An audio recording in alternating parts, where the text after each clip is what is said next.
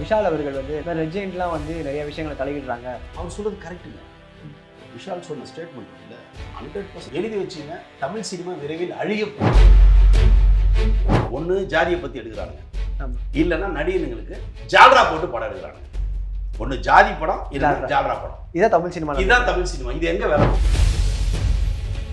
ஜால்ரா போறதுக்கு எத்தனை பேர் இருக்காங்க? ஒரு ரஜினி சார், ஒரு விஜய் சார், ஒரு அஜித் சார், கமல் சார். கமல் சார்லாம் இப்போ வந்து அவர் சின்ன அவர் லிஸ்ட்லேயே சேர்க்காதீங்க. ஓகே. விக்ரம்னு ஒரு படம் வந்து ஏதோ உதயநிதி ஸ்டாலினால ஓடி போய் அவருக்கு சினிமாவுக்கு எந்த சம்மந்தமும் சனியம் பிடிச்ச உடனே ஜாதி படம் எடுப்பானுங்க. அம்பேத்கரால அது எப்போ எந்திரிச்சிருச்சு. நீனா வந்து ஓன் ஜாதி தூக்கி பிடிக்கிட்டு கார்ல 10 கோடி ரூபாய் கார்ல போயிட்டு இருக்க, 10 கோடி கார்ல போயிட்டு இருக்க. அந்த ஜாதியை பத்தி காட்டி நடந்து போங்கடா. அந்த காசை ஏழைகளுக்கு கொடுங்க. உங்க ஜாதியில எத்தனை பேர் கஷ்டப்பட்டு இருக்கான், அதை செஞ்சுட்டு இனிமே ஜாதி படம். இன்னைக்கு பெப்சின்னு ஒண்ணு அவ்வளோ பெரிய அராஜகம் பண்ணு.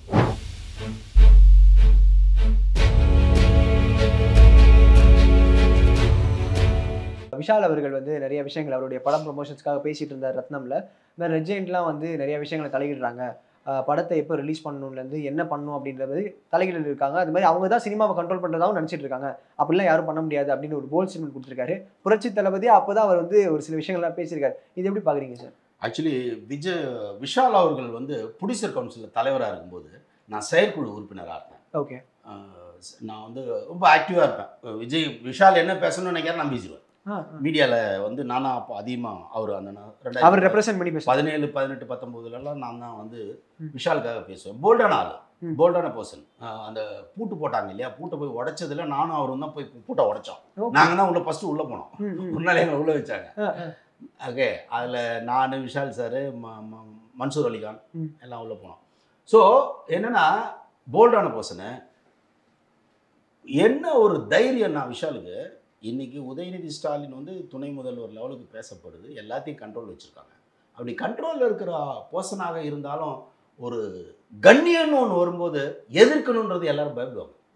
அந்த துணிச்சல் வந்து இப்போ மழை வந்து போது கூட 4000 கோடி வாங்கினீங்கன்னா எங்கே போச்சு அந்த 4000 கோடின்னு துணிஞ்சு கேட்டார். அதில் நிறைய எதிர்ப்புகளை அவர் சம்பாரிச்சார். ஏன்னா அவர் ரொம்ப ஃப்ரெண்டு உதயநிதி ஸ்டாலின். வாடா போடா ஃப்ரெண்டு தெரியுமா உங்களுக்கு? ஆமாம், க்ளோஸாக வாடா போடான்னு பேசுகிற ஃப்ரெண்டுங்க. ஓகே. நான் ஏதோ ஒரு ஆடியோ ஃபங்க்ஷனுக்கு போயிருந்தேன். 2 பேரும் வாடா போடான்னு கலாச்சிக்கிறாங்க. ஒரு ஃப்ரெண்ட்லியா ஸ்கூல் பசங்க மாதிரி, காலேஜ் மேட் 2 பேரும். ஆமாம். அப்படி இருந்தாலும் இதுன்னு வரும்போது நான் எதிர்ப்புன்றது தான் ஒரு அரசியலுக்கான தைரியம். அது களத்தில் வேற களத்தில் அவர் துணிஞ்சு நிற்பாப்புல, எதுக்கும் கவலைப்பட மாட்டாப்புல. அவர் சொல்றது கரெக்டுங்க. விஷால் சொன்ன ஸ்டேட்மெண்ட் இருக்குல்ல 100% கரெக்ட்.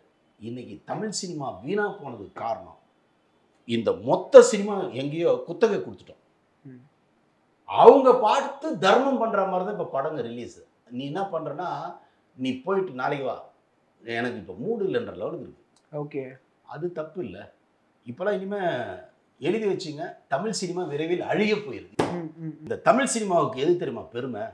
உதிரிப்பூக்கள், ஒருதலை ராகம், சின்ன படம் 16 வயதிலே அப்படி இருக்குங்க படம். குட்டி குட்டி படங்கள்லாம் வந்து அவள் அப்படித்தான். எத்தனையோ படம் அப்படியே லிஸ்ட் சொல்லிட்டே இருக்கலாம். அந்த காலகட்டம் கடைசியா காதல் ஒரு படம், பாலாஜி சக்திவேல். சமீபத்தில் ஒரு படம் பார்த்தேன், அதே மாதிரி எனக்கு ரொம்ப பிடிச்சிருந்தது. அந்த மாதிரி கதைக்களம் தான் நம்மளுடைய தமிழ் சினிமாவுடைய சக்தி. ஒவ்வொரு தயாரிப்பாளர் ப்ரொடியூசர்ஸும் ஒரு 7-8 பேர் என்ன பண்ணிருப்பாங்க, கதை பேசுறதுக்குன்னு கதை இலாக்கான்னு வச்சிருப்பாங்க. ஆர்.எம். வீரப்பன் சாரோட கதை இலாக்கானே ஒரு டைட்டிலே வரும். யார் எல்லாம் பார்த்தீங்கன்னா ஜாம்பவானா இருப்பாங்க. அவங்க வந்து அவங்க கான்ட்ரிபியூட் பண்ணுவாங்க. இப்போ அதெல்லாம் போய் ஒன்று சனியம் பிடிச்ச உடனே ஜாதி படம் எடுப்பானுங்க. என் ஜாதி பெருசு, ஓன் ஜாதி பெருசு, என் ஜாதியை நீ அன்னைக்கு டார்ச்சர் பண்ண, இன்னைக்கு என் ஜாதி எந்திரிச்சிக்கிச்சு. ஓன் ஜாதி என்னைக்கு எந்திரிச்சிச்சுரா? நீ சொல்லி சினிமா எடுத்த எந்திரிக்க போது அந்த ஜாதி. அம்பேத்கரால அது எப்போ எந்திரிச்சிருச்சு. நீனா வந்து ஓன் ஜாதியை தூக்கி பிடிக்கிட்டு கார்ல 10 கோடி ரூபாய் கார்ல போயிட்டு இருக்க, 10 கோடி கார்ல போயிட்டு இருக்க. அந்த ஜாதியை பத்தி காட்டி நடந்து போங்கடா. அந்த காசை ஏழைகளுக்கு கொடுங்க. உங்க ஜாதியில எத்தனை பேர் கஷ்டப்பட்டு இருக்கான், அதை செஞ்சுட்டு இனிமேல் ஜாதி படம் எடுங்க. பதிலுக்கு நான் எடுக்கிறேன்ட்டு எங்க வன்னியர் குலம் பெட்ரு, எங்க தேவர் குலம் பெட்ருன்னு திருப்பி இப்படி வந்து என்ன போச்சுனாங்க. ஒன்று ஜாதியை பத்தி எடுக்கிறானுங்க, இல்லைன்னா நடிகர்களுக்கு ஜால்ரா போட்டு படம் எடுக்கிறானுங்க. ஒன்று ஜாதி படம், இல்லைன்னா ஜால்ரா படம். இதான் தமிழ் சினிமா. இதுதான் தமிழ் சினிமா. இது எங்க விளங்கும்? ஜால்ரா போறதுக்கு எத்தனை பேர் இருக்காங்க? ஒரு ரஜினிகாந்த், ஒரு விஜய் சார், ஒரு ரஜினி சார், ஒரு விஜய் சார், ஒரு அஜித் சார். கமல் சார். கமல் சார்லாம் இப்போ வந்தவர். அவர் சின்னவர். அவர் லிஸ்ட்லேயே சேர்க்காதீங்க. ஓகே. விக்ரம்னு ஒரு படம் வந்து ஏதோ உதயநிதி ஸ்டாலினால ஓடி போய் ஆமா. அவருக்கும் சினிமாவுக்கும் எந்த சம்மந்தமும் கிடையாது. அவர் 30 வருஷம் ஆயிடுச்சு. அவரும் நல்ல படம் எடுத்து. ஓகே. அவர்லாம் 30 வருஷம் ஆயிடுச்சு.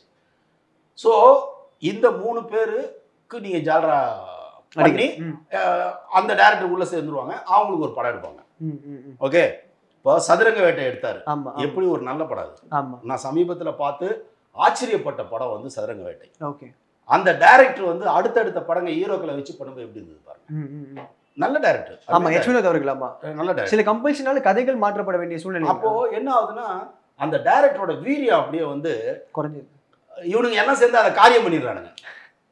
ஓகே. வீரியம் காரியம். ஒருத்தரோட வீரியத்தையே எல்லாம் சேர்ந்து காரியம் பண்ணி முடிச்சிடறானுங்க. ஸோ இன்னொன்று ஜாதி. ஜாதியில நீங்க என்னங்க சொல்லுவீங்க? என்ன கதை உங்களால புதுசா சொல்ல முடியும் சொல்லுங்க. ஒண்ணுமே இல்லை சார், அரைச்சமாவே அரைக்கிறாங்க சார். திருப்பி என் ஜாதியில இருந்து அந்த தாடி வச்சுட்டு ஒரு பொறுக்கி மாதிரி ஒரு ரவுடி ஹீரோ. இந்த பருத்தி வீரர்ல கார்த்தி வந்ததுல இருந்து அதை புடிச்சுக்கிட்டானுங்க. ஒரு லுங்கி அது தீ கட்டிக்கிறது, ஒரு பொண்ணை துரத்துறது. அவளுக்கு அந்த பொறுக்கி பையனை தான் பிடிக்கும். அவளுக்கு அந்த சனியை முடிச்ச ஹீரோயினுங்களுக்கு. ஓகே. என்னங்க டர்ட்டி ஃபிலிம் மேக்கர்ஸ் ஆயிடுச்சுங்க தமிழ் சினிமா. இல்லை sir, when you see the film அது மாதிரி பார்க்கும்போது என்ன உங்களுக்கு ஃபர்ஸ்ட் ஸ்ட்ரைக் ஆகும் சார்? அது பார்க்கும்போது அந்த மாதிரி சினிமா இருக்கும்.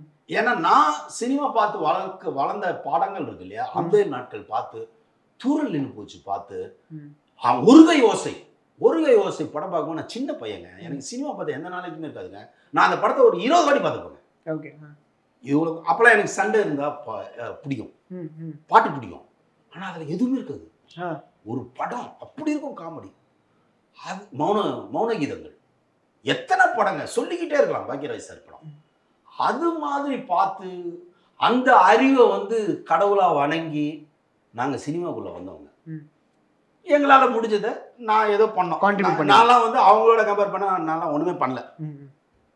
இப்போ வர படங்களை பார்க்கும்போது ரொம்ப ஸ்டூபிட்டா இருக்கு. ஜாதி இல்லைன்னா ஜால்ரா. அதுல நீங்க உங்களால உங்களுடைய அறிவை காட்டவே முடியாதுங்க. தேவர் மகன் எடுக்கப்பட்டதற்கான காரணம் பங்காளி சண்டைக்காக ஒரு பேக்ரவுண்ட்ல வர ஜாதி. அது ஜாதிய வன்மத்துல நீங்க இந்த நான் ஓப்பனாவே சொல்றேன், வெற்றிமாறன், பாரஞ்சித், மாரி செல்வராஜ் இந்த 3 பேருமே டெலிபரேட்டா எங்க ஜாதியை நீங்க ஒரு காலத்துல காயடிச்சீங்க, காயப்படுத்துனீங்க. அப்படின்னு அதை வச்சு எடுக்கிறீங்க. எங்க ஜாதியை நாங்க எந்த படம் சொல்லுங்க. நீங்க சின்ன கவுண்டர்ல மனோரமா வந்து கவுண்டரோட ஹீரோவோட அம்மாங்க. அதுல வந்து தாழ்த்தப்பட்ட ஜாதியா கவுண்டர் பண்ணி நடிச்சிருப்பாரு. எவ்வளவு கிண்டல் அடிச்சிருப்பாருங்க. அங்க எங்க ஜாதியா இருந்ததுங்க. அந்த பல்ல வச்சு அவ்வளவு கிண்டல் பண்ணிருப்பாரு. நீங்க அதுக்கு அது வந்து ஜாதி படமா? அது ஒரு என்டர்டைன் ஃபிலிமுங்க. ஒரு போற போக்குல ஒரு கலை. நீங்க இப்ப என்ன பண்றீங்கன்னா பர்டிகுலரா ஜாதி நீங்க அன்னைக்கு அதை பண்ணீங்க, பதிலுக்கு நாங்க வந்து இதை பண்றோம் அப்படின்னு என்னைக்கு இவனுங்கெல்லாம் கிளம்புனானுங்களோ இந்த ரிவேஞ்ச் மோட்டிவ்ல நீங்க பண்ணா ஆடியன்ஸை வந்து ஒரு 2-3 படத்துக்கு பார்த்தாங்க. ஒரு மீனிங்ஃபுல் படங்களை பார்த்தாங்க. அதையே பண்ணும்போது இல்ல ரிப்பீட் ஆகுது. கண்டிப்பா ரிப்பீட்டு அப்படின்னு அந்த மாதிரி ஆயிடுச்சு. இனி தமிழ் சினிமா எந்திரிக்காது, சாபத்திற்குள் மூழ்கி விட்டது. நான் எல்லா செக்டர்லயும் சொல்றேன். நான் ப்ரொடியூசர் கவுன்சில்ல இப்பவும் ஈசி மெம்பரா இருக்கேன். இப்பவும் அங்க என்னென்ன பஞ்சாயத்து வருதுன்னு எனக்கு தெரியும். ஒரு படம் இதையும் விஷால் தான் சொன்னாப்ல, 4 கோடி ரூபாய்க்கு மேல இருந்தா உள்ள வாங்க, இல்ல வராதீங்க. ஆமா ஆமா, ஒரு இடத்துல போல்டா சொல்லியிருப்பாரு. அது கரெக்டான வார்த்தைங்க. ஏன் தெரியுமா? இன்னைக்கு பெப்சின்னு ஒண்ணு அவ்வளோ பெரிய அராஜகம் பண்ணுது. நீங்க வந்து 30 ஒரு சின்ன படம் எடுக்கிறேன்னு வச்சுங்களேன். அப்பெல்லாம் வந்து ஒரு 10 பேர் போயிட்டு படம் எடுத்துருவாங்க, 20 பேர். இப்போ அப்படிலாம் கிடையாது. 100 பேர் எடுத்து 100 பேரை கூட்டு போ. எதுக்குடா 100 பேர்? அதெல்லாம் தெரியாது. இல்லைன்னா நாங்க பெப்சிக்கு சப்போர்ட் பண்ணாது. இப்படி ஒரு பெப்சி டிமாண்ட் பண்றாங்க. ஆமா ஆமா, இல்லைன்னா ஒத்துக்க மாட்டாங்க. நீங்க இங்க சிட்டிக்குள்ள ஷூட்டிங் எடுக்க முடியாது. எவ்வளவு அட்ராசிட்டின்னு நினைக்கிறீங்க? அதனாலதான் எல்லாரும் ஹைதராபாத்ல போய் ஷூட் பண்ணாங்களோ. Yes, okay. ராமோஜி, கேரளா.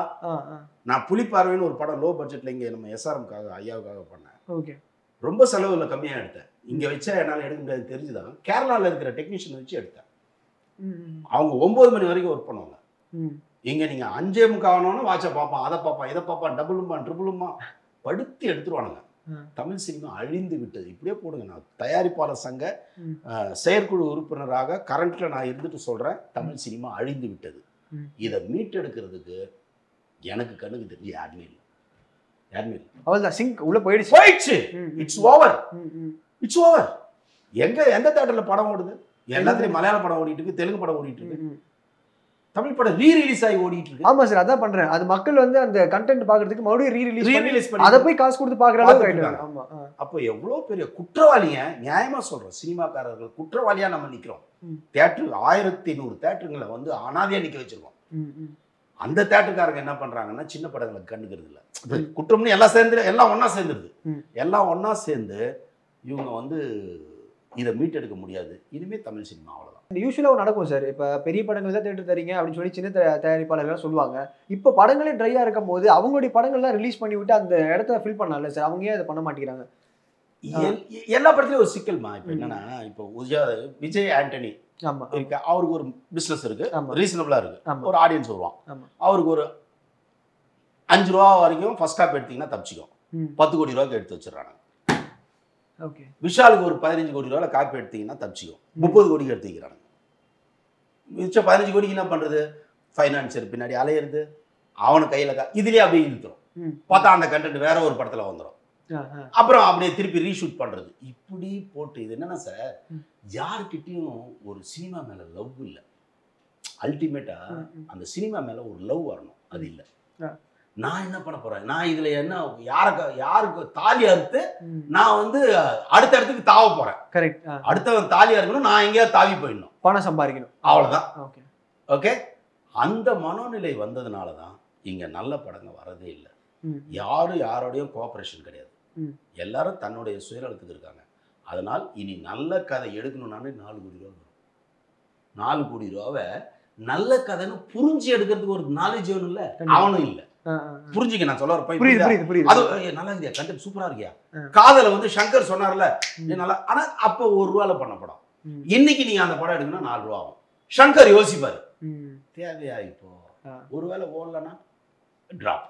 அப்போ ஒரு நல்ல படம் உட்காருது. இங்க வந்து மாட்டிக்கிச்சு. இப்போ நீங்க வந்து மினிமம் நல்ல படம் எடுக்கணும், ஒரு காதல் மாதிரி படம் எடுக்கணும்னால 4 கோடி ரூபான்னு போது பயப்படுவாங்க, இன்வெஸ்டர்ஸ் கிடையாது. அப்படியும் போராடி எடுத்துட்டா புது டைரக்டருங்களை இந்த யூனியன்கள்லாம் சேர்ந்து 3 கோடி ரூபாய் முடிக்க வேண்டிய படத்தை 5 கோடி 6 கோடி கொண்டு வந்து நிறுத்தி அந்த படம் ஒன்று பாதியில நிற்குது. இல்லைன்னா முடிக்கிற லெவலுக்கு கொண்டு வந்து கடைசி ஒரு 10 நாள் ஷூட்டிங் 5 நாள் ஷூட்ல நிற்குது. ஓகே, முடிச்சுட்டு நிற்குது. இப்படி மாட்டிட்டு முடியுது. இப்படி எக்கச்சக்கமான படங்கள் இருக்குல்ல, ஏகப்பட்ட படம் இப்படி மாட்டிட்டு முடியுது. இவங்க எல்லாரும் என்ன நினைக்கிறாங்க, ஓடிடிக்காவது தள்ளி தள்ளி நம்ம அதுல இருந்து ஓடிடலான்னு பாக்குறாங்க. இப்போ ஓடிடி காரன் என்ன பண்ணா, நீ தியேட்டருக்கு வாங்குறான். ஓகே, தியேட்டருக்கு வந்தாதான் அவன் எடுப்பான்றான். ஸோ இப்படி எல்லா இடத்துலையும் லாக் ஆகி போய், அதனால தான் நான் சினிமாவே வேணான்ட்டேன். எப்பா விட்டுருங்க, நான் இப்படி பேட்டி ஈட்டி கொடுத்துக்கிட்டு ஓகே நான் அப்படி சுத்திக்கிறேன், எனக்கு இந்த சினிமாவே வேணாம். எனக்கு தெரிஞ்சிருச்சு இனிமே தமிழ் சினிமா அவ்வளோதான்.